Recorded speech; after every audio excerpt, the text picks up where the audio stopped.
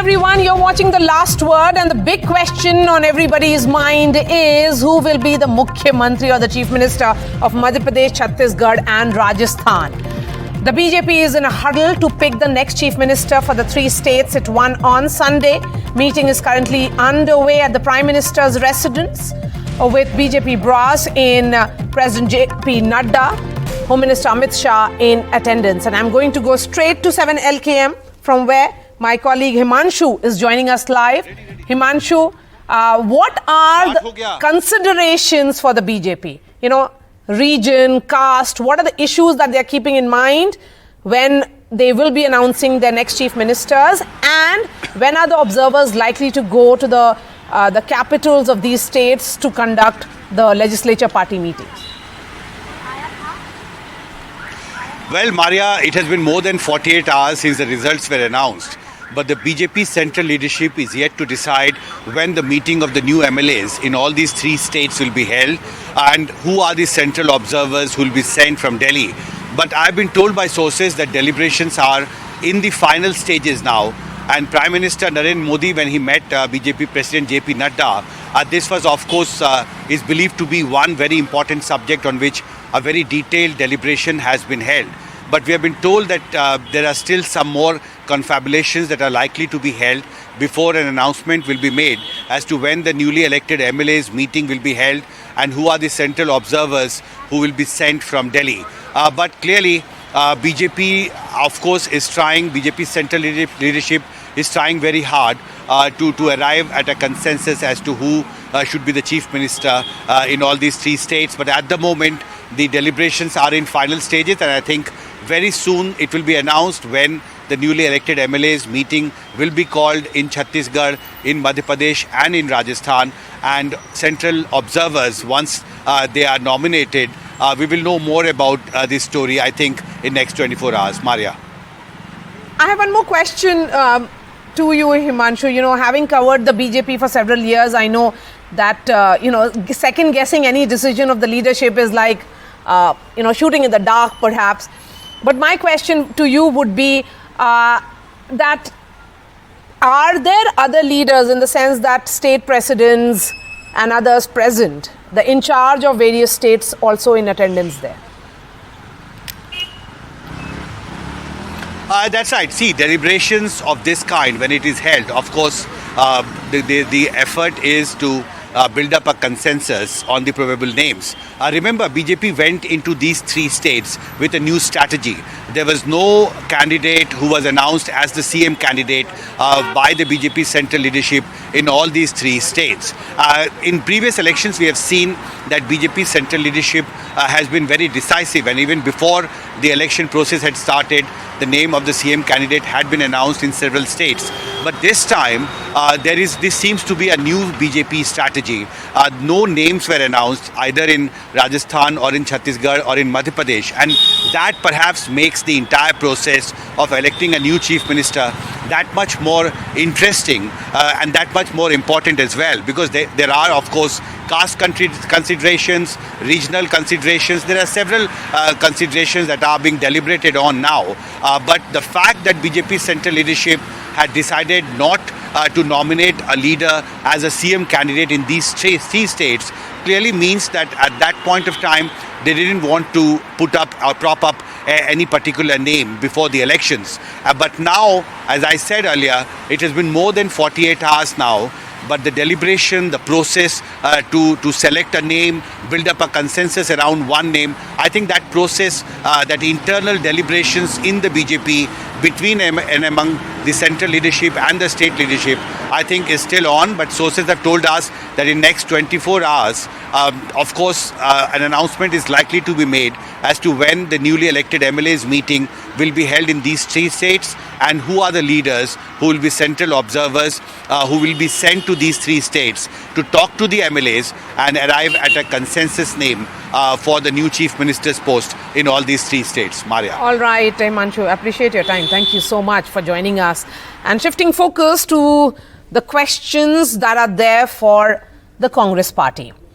Is the Congress party misreading its electoral losses and successes and then perhaps fighting a battle on a wrong pitch against the BJP? The Congress was confident of retaining Chhattisgarh, but instead the BJP regained the state with the largest seat share and vote tally since the creation of Chhattisgarh. In Madhya Pradesh, the BJP retained power with its highest ever vote share. And in Rajasthan, the Congress's hope of Chief Minister Ashok Gehlot's magically defying the weight of electoral history failed. The India partners are gunning for the Congress. The alliance meeting has been postponed. Within the Congress, where does the buck stop? Are Gandhis accountable? As Rahul Gandhi had made caste census and Mohabbat ki Dukaan a narrative, and it failed, certainly, to impress the voters. The much-hyped Bharat Jodo Yatra has not helped much in the election states. Is there a crisis of narrative in Rahul's politics? Is he being badly advised of what clearly seems to be an NGO-style politics, an extreme stand on entrepreneurs and big businesses? Is it time for Rahul Gandhi to rewrite the political script? And can he reimagine his politics? Those are the questions I wish to answer over the next few minutes. Shruti Kapila is joining me here in the studio. She's the Professor of History and Politics at the University of Cambridge. Amitabh Tiwari, political strategist. Sandeep Shastri, National Coordinator of Lok Niti. Sanjay Jha, former member of the Congress Party. Shruti, beginning with you. Where is the Congress narrative going wrong, and how much is Rahul's advisors responsible? I wouldn't say anything about his advisors, but I think what has been clear is that some of the stuff works in certain contexts. I think it is fair to say that there has been an appeal for the Congress, and even in terms of voter share, they've managed to retain a fair number of their votes. So they have not really been trounced. Having said that, I think the Congress lacks a clear set of ideas which people can be committed to, that are attractive, and above all, it lacks the kind of organizational structure which can be repeated election campaign after campaign. So it's rather quite, as it were, you have a kind of movement which you had with Bharat Jodo Yatra, which was then, as it were, I wouldn't say it frittered away, it wasn't carried on into an organizational structure. So there isn't, as it were, a kind of persistence of narrative. Yes. And I also think that you need a much more imaginative politics, both on caste, which is not to say that caste doesn't matter. It's just that it is very mobile in terms of its political, moorings at the moment, which is why the BJP has been able to attract certain groups which were otherwise hostile to it. Yes. So I think so. Yeah. So I think it's a kind of mixed picture, and above all, precisely because the Congress represents a kind of diversity of ideas, regions, peoples, it has been unable to kind of centralize a message. Yes, so that's absence of a message or misreading of its electoral losses and successes, Professor Shastri. Where does the buck stop? My question is that there is no deliberation. We don't know that does even the Congress party know where they are going wrong. So that's why I want to understand from you, are they not able to send the right message, and why are they not able to read messages? Marya, I would not be surprised if in the next few days the collective responsibility for the defeat by the party would be taken like they have done in the past, without really putting their finger on where the challenge is. And now, to respond to your specific question, Marya, I would say there are three things. In the defeat in the three states which we have just seen, I see three things clearly coming up. Well, number one, that hunger, that desire, that urge to win, which you see so visibly in the BJP, is somewhere not present in the Congress party. You don't see that hunger to win. In Madhya Pradesh, they snatched defeat from the jaws of victory. In Chhattisgarh, they allowed a mandate to be frittered away. So that's for me the first point, that hunger to win is missing. Point number two, in some ways, has the party alienated itself from the younger segments of society? What we are consistently seeing is that the less than 25 age voter group is much more aligned to the BJP than to the Congress. So is the party doing enough to attract the younger voters? Does the party have faces who appeal to these younger voters? Now, this I think was an important question in Madhya Pradesh and Rajasthan. Where was that second line of leadership which was needed? And third, what you mentioned yourself, Marya, the caste census as a package before the people doesn't seem to have worked, though questions of social justice should be central to what the Congress party talks about, because the disadvantaged social groups and the disadvantaged economic groups were the ones who continue to support the party. Yes. I would say these are the three areas which require a focus. So let me ask Amitabh Tiwari, three areas where the Congress needs to look at. Because if we were to look at Bharat Jodo Yatra per se, and I'll ask the producer to put those graphics on our television screens, Rajasthan, Madhya Pradesh, Telangana, how the Yatra panned, which seats it covered, and most of those seats were lost by the Congress, besides losing the states. See, essentially, people don't learn from their mistakes. But here is a party where the party does not learn from its successes. Wherever it has defeated BJP in the past, including Himachal and Karnataka recently, they have a template of success. Now they followed that template only in Telangana and not in the three other states which went to polls. That is of combined leadership, one, making the election local, a seat by seat election, and raising local issues. After Karnataka, what has happened is that this caste census thing has sprung up. You mentioned about the Bharat Jodo Yatra. At the time of Bharat Jodo Yatra, this topic was nowhere in discussion. It came after Nitish Kumar released the survey. Mainly after the Karnataka victory. And that has of course not clicked with the people, because if a party has a slogan of Jitni Abadi Utna Hak, it is not showing that intention in its ticket distribution, in its CWC, in its cabinet composition. So how will people trust a party which is giving a formula but not keeping that commitment in its own organizational structure? That's one or 2 points. And the third point is that across all states, unemployment, price rise, poverty are the issues. Economy is a pain point. This is what was highlighted in Telangana, and you were able to defeat a government which, quote unquote, has worked well on delivery, because you were able to highlight the urban-rural divide, the bridge between the haves and the have-nots. So these are the 2-3 lessons which the party needs to take. It needs to go with combined leadership, raise local issues, not go after issues like crony capitalism, Adani, etc., which do not resonate with the people, which most of the people in India do not understand. And no personal attacks against the Prime Minister, because that backfires. Sanjay Jha, as a former Congress leader, is Rahul Gandhi wrongly advised? But the larger question is also that you may say that he is no longer the Congress president, but he is very central in all the decision makings of the Congress. Marya, I think Rahul Gandhi has a peculiar predicament. Whether you do or you don't, you are damned. And I think that could be, in my opinion, brutally unfair. But let me address the larger question first.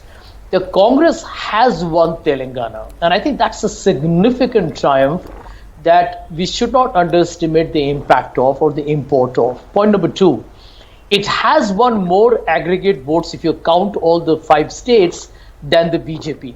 So for the first time, and I will concede that in the past the Congress has correctly been accused of not having the appetite for a victory, but I do believe that irrespective of some disappointing results in the Hindi heartland, it was a fairly vigorous campaign. But what are the big lessons that emerge? Marya, in my opinion, I think Amitabh was talking about jobs, inflation, etc., etc. Now, I want to make 2 points to you on your show, which I have told the Congress internally before, and I don't think is a public secret. Many people have articulated the same thought. I believe that when it comes to identity politics, Narendra Modi and the BJP have made Hindutva a very integral, intrinsic element of Indian politics. To say that I will not engage in that debate with a counter narrative which challenges BJP becoming the big custodian of the Hindu sentiment by talking about jobs and inflation, which are a reality, by the way, but they will not work electorally because Hindutva or religious identity overwhelms them because it's emotive, it's more visceral. And I think the Sanjay Congress Jha, party hasn't understood that for the last I year. think the Congress party tried to use another emotive card, which was in the form of the caste census. But my argument is that it is full of dichotomy because the Congress party has always been on the margins of OBC politics. And that is the reason why its Marya, sincerity was questioned, Professor Sandeep Shastri. And, while we look at, the country needs a strong opposition. Yes, and a weak Congress also means that the manner in which India bloc is constantly questioning and they are not ready to engage anymore. Yeah. So the larger question is, where is the democracy of the country headed if someone who is making those, who is leading a very, very negative narrative in a narrative, in a competition of narratives? Marya, Professor Shastri first. I'm coming to you. Yes.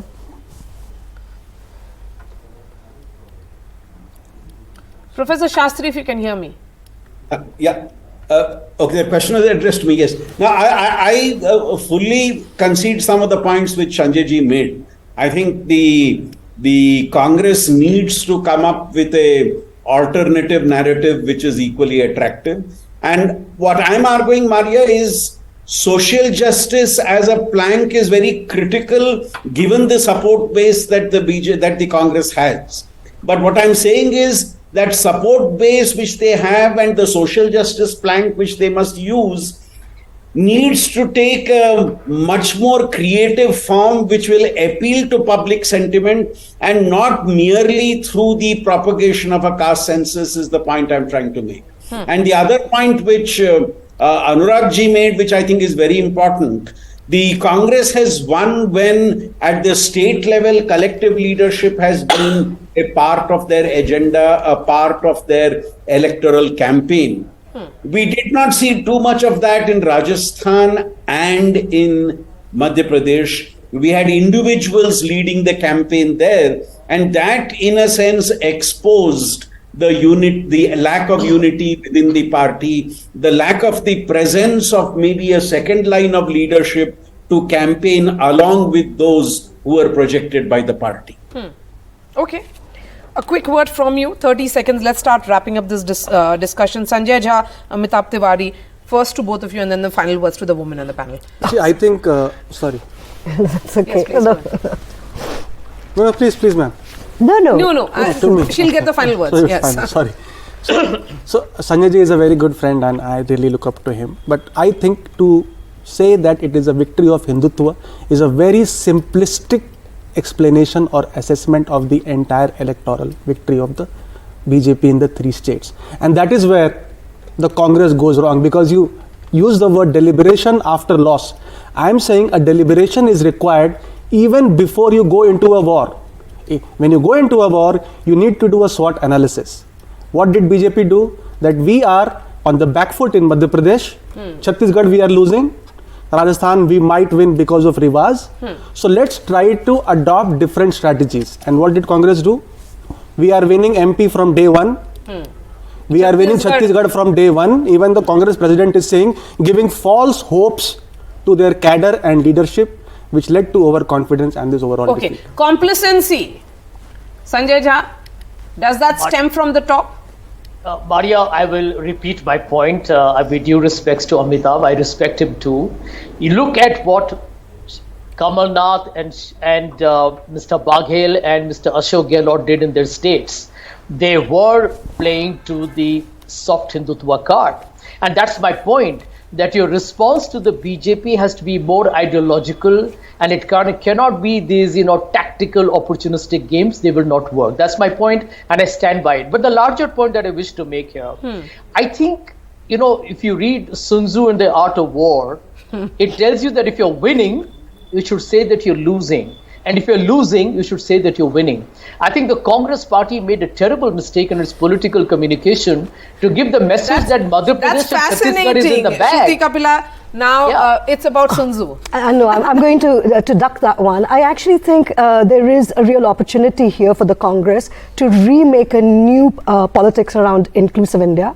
But I think the Mandal politics is saturated over, including those parties which actually represent that, especially in the Hindi heartland. I think it would be a mistake to give up on the Hindi heartland, especially when there is a generational crisis, whether it is in SP, whether it is even in JDU. And I think the problem is that it has not been able to reimagine a new politics of caste precisely at a time when it is required, because the BJP really has responded to that. It really has responded to the OBC as well as the Dalits. I mean, look at the Dalits have voted in large numbers to the BJP. Okay. So I think they have pointed to the right problem of caste, but the problem is that they're looking to the 90s when the world is now 30 years down from there. Yes. And I think that you're going to have to kind of think about a new, as I said, new set of ideas which are attractive and which are reproducible and which people can rely on. Absolutely, Shruti. Thank you so much for your time. Shruti, Amitabh here in the studio, Sandeep Shastri and Sanjay Jha. We are shifting focus to our newsmaker who's joining us live, Karti Chidambaram, Member of Parliament of the Congress Party. Mr. Chidambaram, I appreciate your time. The debacle in 3 heartland states that you had won in 2018, you lost this time around. Is there an understanding within the Congress that Rahul Gandhi perhaps champions issues that really do not resonate with masses? You know, for example, caste census.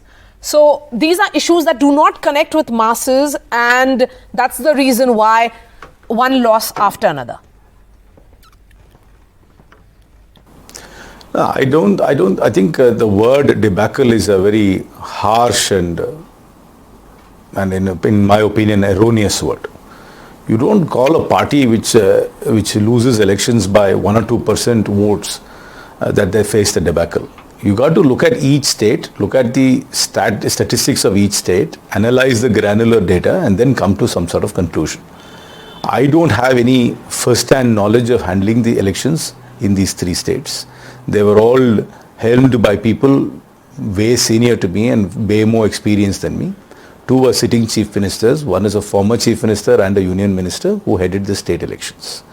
I don't believe there was a common narrative among all 3 states. I always believe that every state election, every assembly election in India, in all the 30 states of India, are different, and there is a reason why political verdicts happen in each of the states.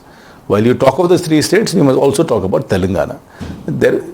But in Madhya Pradesh, I agree, the delta between us and the BJP, which won the election, was a little larger than anybody could have even anticipated. None of the opinion polls or exit polls even predicted that kind of a delta. But in the other 2 states, if you notice, in Chhattisgarh and Rajasthan, the delta was very, very small. And in a first past the post system, as we have in elections, even a small delta gives you a disproportionately higher number of seats. That small delta, in my opinion, can be overcome. But I don't have the exact strategy of it, but definitely through tactical alliances and better ground management can overcome those small deltas. Okay, Bharat Jodo Yatra was an attempt of relaunching Rahul Gandhi.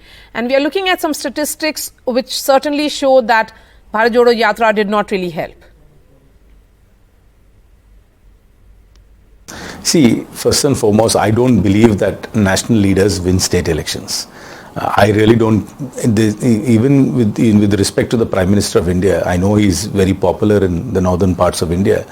I don't think he wins state elections. State elections are won because of the factors there. It's won because of the politics there. It's won because of the ground main the parties carry forward.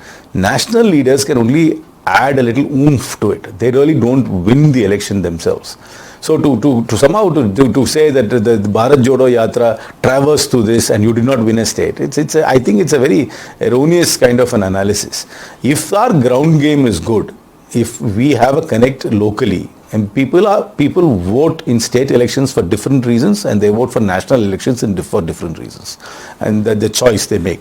So I really don't think that we should be connecting the route of the Bharat Jodo Yatra and saying that you lost this election in spite of the Bharat Jodo Yatra. That, in my opinion, is a very erroneous assumption. See, hear me out. Rahul Gandhi, as far as the Congress party is concerned, is definitely leader number one.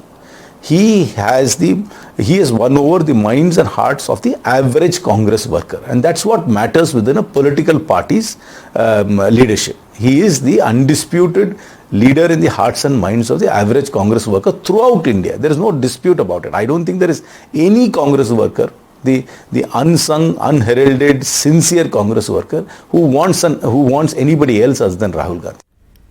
Okay, my last question to you, this binary of North versus South that has begun, how do you see it as someone who comes from that part of India? And the question is, isn't this really divisive?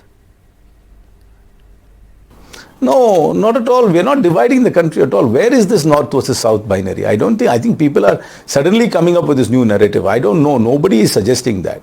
It is a fact that the Congress seems to have greater electoral success in the South. Doesn't mean that we are dividing the country.